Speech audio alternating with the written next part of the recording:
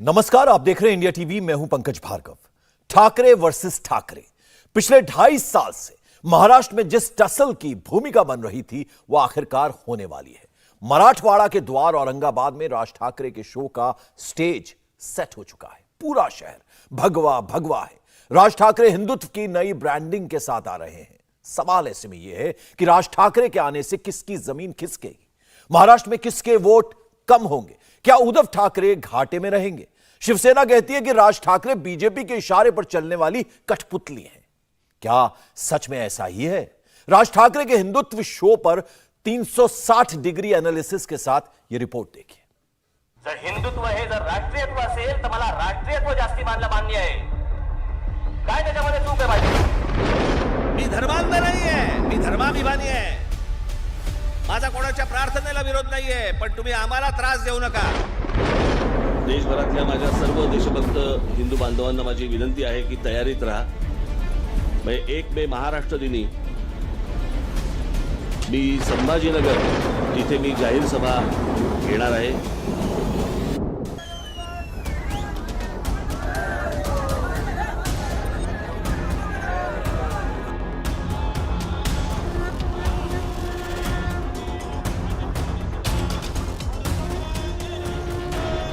राज ठाकरे निकल पड़े हैं राम का नाम लेकर।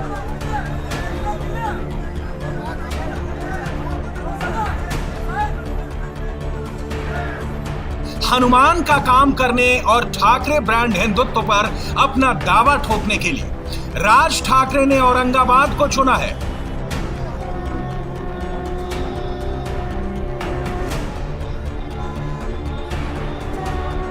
मुगल बादशाह औरंगजेब के नाम पर जिस शहर का नाम है और जिसे राज ठाकरे संभाजीनगर कहते हैं, वहीं से राज ठाकरे महाराष्ट्र के लिए अपना नेक्स्ट प्लान लॉन्च करने वाले हैं।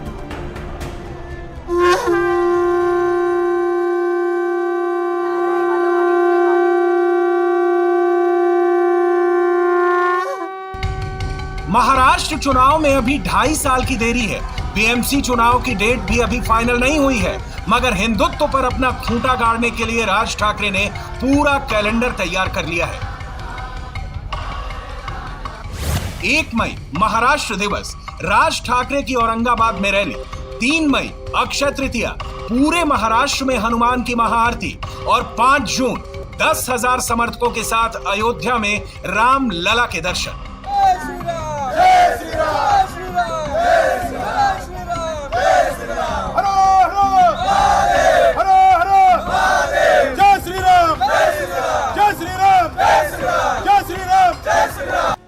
जय महाराष्ट्र से जय श्री राम तक का सफर राज ठाकरे ने तय किया है। इतना तो क्लियर है कि राज ठाकरे की महाराष्ट्र नवनिर्माण सेना अब हिंदुत्व के एजेंडे पर ही चलेगी। अभी तक एमएनएस की राजनीति मराठी और गैर मराठी तक रही है और नारा रहा है जय महाराष्ट्र। लेकिन आज जब राज ठाकरे पुणे से औरंगाबाद आ रहे थे तो समर्थक जय श्री राम का नारा लगा रहे थे। यानी एमएनएस ने जय महाराष्ट्र से जय श्री राम तक का सफर तय किया है। लेकिन सबसे बड़ा सवाल यह है कि क्या ये एमएनएस का नारा है या जय श्री राम का नारा बीजेपी के करीब आने का इशारा है? राज ठाकरे महाराष्ट्र में उस फायर ब्रांड हिंदुत्व का स्पेस कैप्चर करना चाहते हैं जिस पर कभी उनके चाचा बाला साहेब ठाकरे का एक छत्र राज था। हिंदुत्व के उसी स्पेस पर कब्जे के लिए महाराष्ट्र में संग्राम मचा है। नवनीत राणा का हनुमान चालीसा पाठ उसी हिंदुत्व का आइकॉन बनने के लिए है। बीजेपी हिंदुत्व वाली पॉलिटिक्स की नेचुरल दावेदार है। उद्धव ठाकरे एक तरफ राणा दंपत्ति को अरेस्ट कराकर अपनी पावर दिखाते हैं, दूसरी तरफ मातोश्री के आगे चालीसा कराकर हिंदुत्व पर शिवसेना का अधिकार जताते हैं। सवाल है, महाराष्ट्र में हिंदुत्व का असली दावेदार कौन? महाराष्ट्र की राजनीति में हिंदुत्व का चेहरा कौन, इसी को लेकर फिलहाल संघर्ष देखा जा रहा है। राज ठाकरे उद्धव ठाकरे पर आरोप लगाते हैं कि उन्होंने हिंदुत्व से समझौता किया और असली हिंदुत्व उनका है। बीजेपी हिंदुत्व की बात करती है और निर्दलीय नवनीत राणा भी हनुमान चालीसा लेकर हिंदुत्व का चेहरा बनना चाहती है। कुल मिलाकर महाराष्ट्र में सारी जद्दोजहद इस बात को लेकर है कि आखिर हिंदू हृदय सम्राट कौन है। और इसी कड़ी में औरंगाबाद में राज ठाकरे रैली कर रहे हैं। वो औरंगाबाद जो कहा जाता है कि मराठवाड़ा का दरवाजा औरंगाबाद से खुलता है। देखना होगा कि हिंदुत्व की इस रेस का असली विजेता कौन होगा। हनुमान चालीसा के नाम पर अभी देश भर में जो सियासत गर्म है, उसके पीछे राज ठाकरे ही हैं। एमएनएस के नेता ने अल्टीमेटम दिया है कि अगर 3 मई तक पूरे महाराष्ट्र की मस्जिदों से लाउडस्पीकर नहीं उतरे तो लाउडस्पीकर पर हनुमान चालीसा बजवाएंगे। इसी प्रोजेक्ट हिंदुत्व का फर्स्ट स्टेप औरंगाबाद में राज ठाकरे की रैली। भाऊ, हम आपसे ये समझना चाहते हैं, औरंगाबाद क्यों चुना है? औरंगाबाद क्या मायने रखता है? औरंगाबाद से क्या संदेश दिया जाएगा? ये औरंगाबाद क्या है? संभाजी नगर बोलिए। संभाजी नगर में अभी रैली है। आपको क्या चाहिए? आपको है तो अभी निकलने वाले हैं ना हम। तो सारा क्या अब औरंगाबाद का नाम संभाजी नगर होना चाहिए क्या? अरे हो गया। अरे क्या है अभी? किधर रहेगा? इधर किसी को भी पूछो यार, हर एक ही बोलेगा संभाजी नगर। अभी सभा जो है संभाजी नगर में है। एमएनएस ने औरंगाबाद की रैली के लिए जबरदस्त तैयारी की है। औरंगाबाद का मराठवाड़ा सांस्कृतिक मंडल मैदान पूरी तरह भगवामय कर दिया गया है। यहां 15,000 कुर्सियां लगाई गई हैं, जिनके कवर भी भगवा है। भगवा मंच के ठीक सामने वीआईपी गेस्ट के लिए सोफे रखे गए हैं, जिन पर साधु संत और अन्य हिंदू संगठनों से जुड़े लोग बैठेंगे। मुंबई से पुणे और पुणे से औरंगाबाद राज ठाकरे का काफिला जहां से भी गुजरा, वहां एमएनएस ने राज ठाकरे का जबरदस्त स्वागत किया। एमएनएस ऐसा माहौल बना रही है मानो राज ठाकरे ही हिंदू हृदय सम्राट के अवतार हो। राज ठाकरे का काफिला आगे बढ़ता हुआ, राज ठाकरे ने खिड़की खोली हुई है, हाथ हिलाकर अभिवादन स्वीकार कर रहे हैं और दोनों तरफ वो इस तरह से अभिवादन करते हुए आगे बढ़ रहे हैं। ये राज ठाकरे का काफिला है जो अहमदनगर पहुंचा हुआ है। तो ये यहाँ पर भीड़ की स्थिति है और इस भीड़ को देखकर राज ठाकरे जरूर उत्साहित होंगे। देखना होगा कि कल जब राज ठाकरे की रैली होती है तो उसमें कितनी भीड़ उमड़ती है, क्योंकि महाराष्ट्र सरकार ने 15,000 की लिमिट तय की है। तो क्या इस रैली में लिमिट के हिसाब से भीड़ होगी या उससे ज्यादा? इस पर सबकी निगाहें टिकी हुई है। क्या ये हिंदुत्व का नया चेहरा सिर्फ राज ठाकरे? राज साहब ने हिंदुत्व का चेहरा आज नहीं लिया, काफी बरस से लिया है, इसीलिए राज साहब अंगार है, बाकी सब भंगार है। अच्छा, राज साहब अंगार है, बाकी भंगार है। बहुत दिनों के बाद ये संभाजी नगर शहर में बाला साहब के विचार घुलने वाले, इसलिए ये संभाजी नगर की जनता बहुत आतुर है कि राज साहब के हिंदुत्व के विचार इस शहर को मिले, इस शहर का विकास हो। अभी तक जो हमने देखा कि सिर्फ वोट बैंक की पॉलिटिक्स होती है, एक विशेष समाज का तुष्टिकरण होता है, ये होता है। तो अभी ये जो राज ठाकरे ने कर रहे हैं एकदम सही कर रहे हैं। जिस हिंदुत्व की वो बात कर रहे हैं, आपको लग रहा है कि हिंदुत्व के ब्रांड एम्बेसडर राज ठाकरे हैं या उद्धव ठाकरे? वो तो राज साहब के अलावा कोई भी नहीं हो सकता। कोई भी नहीं हो सकता। उद्धव ठाकरे से क्या नाराजगी? क्या वो मार्ग से भटक गए हैं जैसा कि आरोप लगा रहे हैं एमएनएस? नहीं, मार्ग से भटकने को वो अलग तरीके से चल रहे हैं। आज उन्होंने राष्ट्रवादी कांग्रेस के साथ में जुड़ के बाला साहब ठाकरे, माननीय बाला साहब ठाकरे के जो रूल्स थे वो उन्होंने तोड़ दिए। औरंगाबाद में राज ठाकरे को 16 शर्तों के साथ रैली की इजाजत मिली है। उद्धव ठाकरे सरकार ने क्या शर्तें लगाई हैं, उनको देख लीजिए। रैली में मैक्सिमम 15,000 लोग ही आ सकते हैं। रैली में किसी भी तरह के भड़काऊ नारे नहीं लगेंगे। किसी भी दूसरे समुदाय का अपमान नहीं होना चाहिए। किसी भी तरह के हथियार का प्रदर्शन बैन होगा। ट्रैफिक के सभी नियमों का पालन करना होगा। रैली में ध्वनि प्रदूषण के मानकों का भी ख्याल रखना होगा।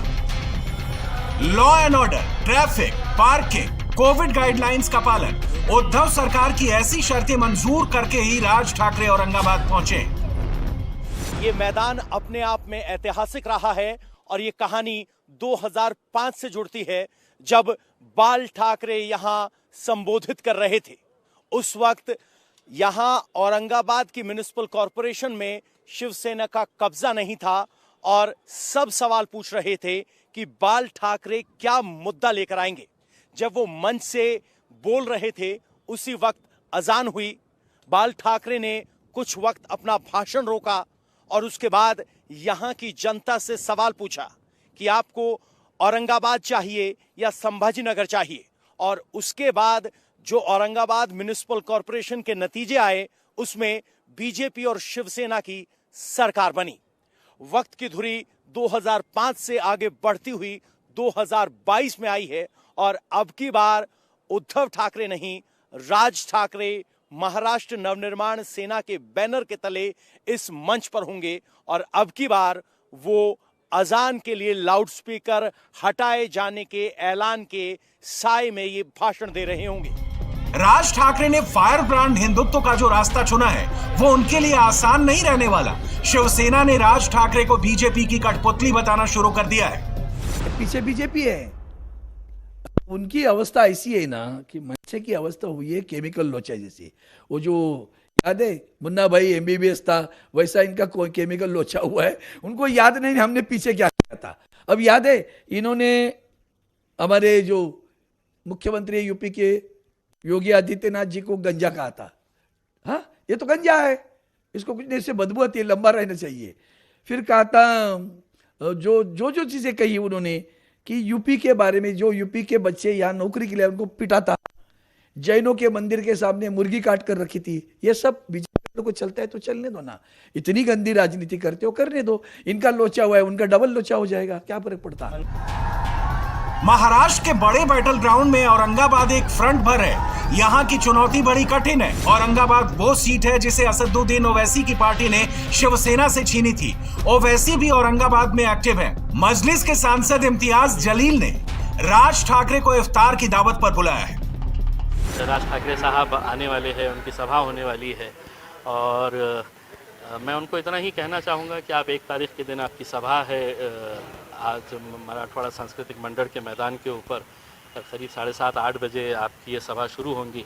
उससे पहले अगर आप हमारे साथ अगर इफ्तार करने के लिए आए और सभी हिंदू मुस्लिम साथ में बैठकर अगर हम कहीं पर बैठ के अगर हम इफ्तार करें तो मेरे हिसाब से एक बहुत अच्छा संदेश जाएगा।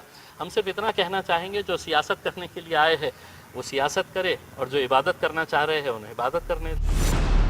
राज ठाकरे महाराष्ट्र में हिंदुत्व के पोस्टर बॉय बने। ये उद्धव ठाकरे की शिवसेना को किसी भी कीमत पर मंजूर नहीं। राज ठाकरे हिंदुत्व के ऑल इंडिया प्रोजेक्ट को लॉन्च करने अयोध्या जा रहे हैं। मुंबई, पुणे, नासिक, औरंगाबाद और महाराष्ट्र के दूसरे शहरों से 10 से अधिक स्पेशल ट्रेनें बुक कराई जा रही हैं, जिनसे एमएनएस के कार्यकर्ता अयोध्या जाएंगे और रामलला के दर्शन करेंगे। उससे पहले शिवसेना के सांसद संजय राउत बीजेपी को याद दिला रहे हैं कि राज ठाकरे ने कभी योगी आदित्यनाथ के बारे में क्या कहा था। कौन है आदित्यनाथ? वो गंजा आदमी। वो गंजा आदमी भगवे कपड़े पहनकर घूमता है पागल जैसा। ये कहने वाले अयोध्या जा रहे हैं। हाँ, अरे मुंह खोलने के लिए मजबूर मत करना हमें। आप योगी जी उनका कैसा स्वागत करता है मुझे देखना है। योगी जी को जिसने ये गंजा टकलू आदमी भगवे कपड़े पहनकर हाँ यहाँ वहाँ घूमता है, हमें शर्म आती है उनको देखने के लिए। राज्य के विकास की कभी बात नहीं करता है ये गंजा आदमी। इस प्रकार की भाषा किसकी थी? अब हिंदुत्ववादी हो गए। जिसने योगी जी के शरीर पर जो भगवे वस्त्र है उसका अपमान किया था। हाँ, एक गंजा आदमी भगवे वस्त्र पहनकर घूमता है तो आप हमें हिंदुत्व सिखाने की भाषा करते हो। भाई छोड़ दीजिए, ज़्यादा बात करूँगा तो आपको बाहर निकलना मुश्किल होगा। महाराष्ट्र में बीजेपी के पास अभी कोई पार्टनर नहीं है। क्या राज ठाकरे की एमएनएस बीजेपी की पार्टनर हो सकती है? क्या ठाकरे का टाइटल और हिंदुत्व का ब्रांड एमएनएस को बीजेपी का पॉलिटिकल पार्टनर बना देगा? राज ठाकरे और उनकी पार्टी की लाइन पर गौर करें तो बीजेपी से उनका कोई विरोध नहीं दिखता, मगर शिवसेना से 36 का रिश्ता जरूर दिखता है। योगी जी के बारे में किसने क्या कहा वो पुरानी बातें हैं और कार्यकर्ता लोगों ने क्या कहा उसे हमें मतलब नहीं। राज ठाकरे साहब जो बोलते हैं वो हमारे लिए आदेश रहता है, वो हमारे लिए मायने रहता है। ये जो संजय राउत साहब है ना वो बहुत फ्रस्ट्रेटेड है। उनकी बहुत सारी प्रॉपर्टीज़ है ना सीज हो गई है, इसलिए वो फ्रस्ट्रेशन में कुछ भी बकते रहते हैं। हर रोज़ सुबह 9 बजे उठते हैं और उनका लाउड स्पीकर लगाते हैं और कुछ भी बकते रहते हैं। उनका जैसे हम लोगों ने अभी लाउड स्पीकर उतारने के हाथ में लिया है, उनका भी लाउड स्पीकर एक दिन उतारेंगे हम लोग। महाराष्ट्र में हिंदू वोट का ये सारा विवाद अजान वर्सेस हनुमान से शुरू हुआ। उसी के बाद दो ठाकरे भाइयों में संग्राम शुरू हुआ। लाउडस्पीकर की लड़ाई छिड़ी तो राज ठाकरे ने औरंगाबाद पर चढ़ाई कर दी। क्या महाराष्ट्र में दूसरा कोई मुद्दा नहीं बचा? दरअसल मुद्दा तो है डीजल, पेट्रोल, गैस, आटा, दाल, नमक, चीनी, रोजगार, नौकरी। देश में जितने भी मुद्दे हैं वो महाराष्ट्र में भी हैं। फिर भी हिंदू वोट पर दावेदारी इसलिए बढ़ रही है क्योंकि दूसरी तरफ से मुस्लिम वोटों का ध्रुवीकरण बढ़ रहा है। हमारी ये जुल्म की भी दास्तान आका के दरबार में कोई पहुंचा दे। या रहमतुल्लाह अलमीन, जिस सरजमीन से आपको मीठी आवाज आती है वहां की आप पे उम्मत पर जुल्म हो रहा है। या रसूल अल्लाह, या रसूल अल्लाह, जुल्म हो रहा है आपकी उम्मत पर। आका, हमको जुल्म के जरिए मिटाने की कोशिश की जा रही है, मगर या रसूल अल्लाह सल्लल्लाहु अलैहि वसल्लम, हम आपके उम्मती हैं, हम खबीब बिन नबी के गुलामों के गुलाम हैं। हम सबर करेंगे, मैदान नहीं छोड़ेंगे, कमर कसेंगे, अल्लाह से डरकर सिर्फ इन लोगों से मुकाबला करेंगे। ओवैसी एक क्षण जुल्म का रोना रोते हैं, अगले एक क्षण बदले की कसम खाने लगते हैं। ओवैसी के वीडियो जितने मुस्लिम मोहल्ले में देखे जाते हैं उतने ही हिंदू मोहल्लों में देखे जाते हैं। हर एक्शन का रिएक्शन होता है। ओवैसी की ऐसी तकरीरों पर भी रिएक्शन हो रहा है। नेता कोई भी हो, वो अपनी सारी राजनीति चुनाव देखकर तय करता है। राज ठाकरे 2024 की सोच रहे हैं। बीजेपी ने प्लान नेक्स्ट एक्टिवेट कर दिया है। बीजेपी का प्लान नेक्स्ट है बीएमसी चुनाव। 1 मई को राज ठाकरे जब औरंगाबाद में रैली कर रहे होंगे तो मुंबई के सोमैया ग्राउंड में देवेंद्र फडणवीस की रैली चल रही होगी। बीजेपी ने इस रैली को नाम दिया है बूस्टर डोज। बीएमसी पर शिवसेना का कब्जा है। बीएमसी शिवसेना के फंड का सोर्स है। बीएमसी का बजट 40,000 करोड़ का है। कई राज्यों के बजट से अधिक है बीएमसी का बजट। अगर बीएमसी से शिवसेना के पैर उखड़ गए तो मुंबई में शिवसेना की ताकत खत्म हो जाएगी। राज ठाकरे, नवनीत राणा और देवेंद्र फडणवीस सभी हिंदू वोट के लिए दंगल में हैं। इन सब का मुकाबला उद्धव ठाकरे की शिवसेना से है। नवनीत राणा ने हनुमान चालीसा पाठ की डिमांड की तो उद्धव ठाकरे सरकार ने राणा दंपत्ति को जेल में डाल दिया। साथ ही उनको बीजेपी के प्लान का हिस्सा भी बता डाला। राज ठाकरे को भी शिवसेना बीजेपी का मोहरा बताती है। केंद्रीय मंत्री अश्विनी चौबे ने नवनीत राणा की गिरफ्तारी पर बाल ठाकरे की आत्मा के दुखी होने का बयान दिया तो शिवसेना उनके पीछे पड़ गई। बाला साहब ठाकरे जी की चिंता करने की लोगों को जरूरत नहीं है। प्रखर हिंदुत्ववादी शिवसेना, जिनके प्रमुख शिवसेना प्रमुख बाला साहब ठाकरे थे, उस शिवसेना के साथ आप लोगों ने किस प्रकार से गद्दारी की, बेईमानी की, ये देखकर बाला साहब ठाकरे शायद उनके आंख भरे हो गए पानी से। हनुमान चालीसा का नाम पर आप लोग जो राजनीति कर रहे हो, आप लोग जो देश विभाजन का काम कर रहे हो, महाराष्ट्र को अस्थिर और बदनाम करने का काम कर रहे हो और हम आपसे लड़ रहे हैं, ये देखकर बाला साहब ठाकरे जरूर खुश। तो बाला साहब ठाकरे जी के बारे में आप हमें मत बताइए, आप अपना देख लीजिए। आपके जो नेता है आदरणीय योगी जी, हनुमान जी के बारे में उनके क्या वक्तव्य था देख लीजिए। हनुमान दलित है, उनकी पूजा करने की ज़रूरत नहीं, ये आपके वक्तव्य है। अभी आप कब बजरंगबली के प्रेमी बन गए? छोड़ दीजिए, जब बोलना शुरू करूंगा तो गड़बड़ हो जाएगी। गर्मी के दिनों में महाराष्ट्र की सियासत में उबाल आया हुआ है। एक तो मौसम की मार, दूसरे बयानों की बौछार। मौसम को देखते हुए महाराष्ट्र में कल की सारी रैलियां शाम में या रात में प्लान की गई हैं, लेकिन बयानों का पारा अभी डाउन होता नहीं दिख रहा है। इंडिया टीवी हर वक्त हर जगह डाउनलोड करने के लिए सर्च करें India TV news Google play store या ऐप स्टोर पर।